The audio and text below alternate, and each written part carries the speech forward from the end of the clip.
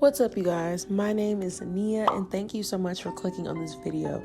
If you're here, it's because you want to learn how to make this fluffy, thick, buttery, super moist, super easy, beginner-friendly French toast for under $15.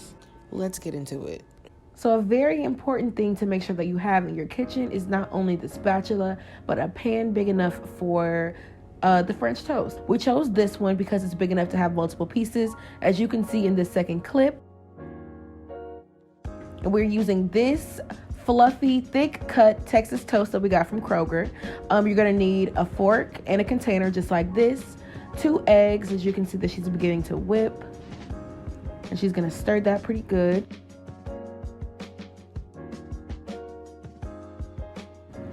And then you're gonna need some salt and pepper. So you're gonna pretty much eyeball the salt and pepper. Chef Boyardee is gonna do her thing as always, as you can see here. You can go to Dollar Tree and get a salt and pepper shaker for $1 together. After the salt and pepper are added in there with the eggs, she's gonna go ahead and add that ground cinnamon in. I know what you're thinking. Why is the fork in the way? You know, we don't question the chef, I guess. So she's gonna go ahead and add that in there. Fork and all. I mean fork and all too. Then a couple of drops of vanilla extract, if I said that word correctly.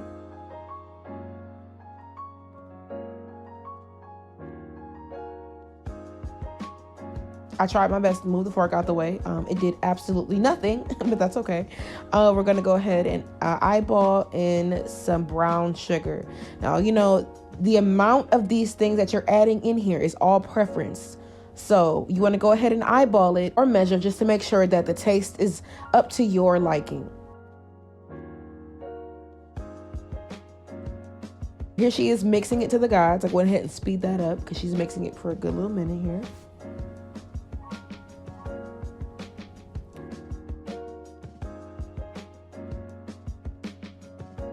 And here's the butter. You want to make sure that you butter the pan. Here's the kind of butter that we used.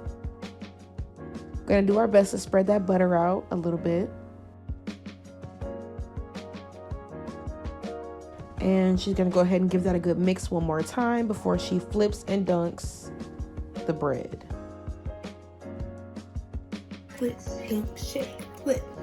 And make sure it's nice and coated. Want all the little extra stuff to come off. You don't want it too drenched.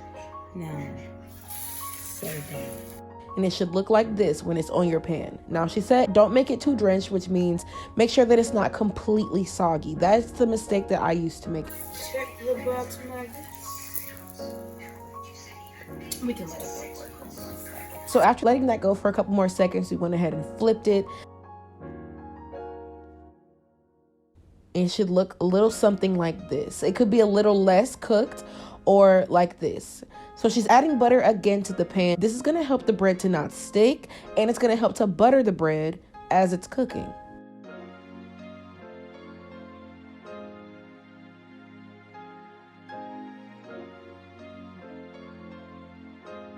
So if your toast looks a little something like this, then you're doing it right. I went ahead and sped that up too while she's moving the bread around and buttering that up. And here she is dunking a second one. After we've got that first one cooked, we went ahead and started cooking 2 more. So here's what it looks like making 2 pieces of French toast at the same time. Please ignore the little piece of crust on the other piece of bread. We don't know why that's there.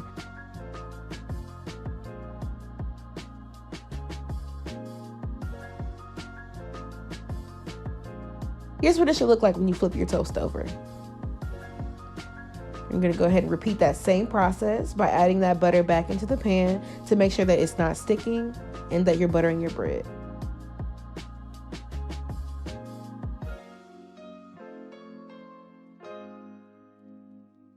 We don't want it to fully cook on one side on the first flip. We want it to be about halfway cooked. You see this still needs a little cookie and this needs a little cookie. Oh, I see what you're saying. Yeah, you see it? I believe this is the second set of 2 that we're cooking here. Repeating that process and adding that butter again. I believe this was breakfast for dinner that we were making, but here are the finished pieces of French toast.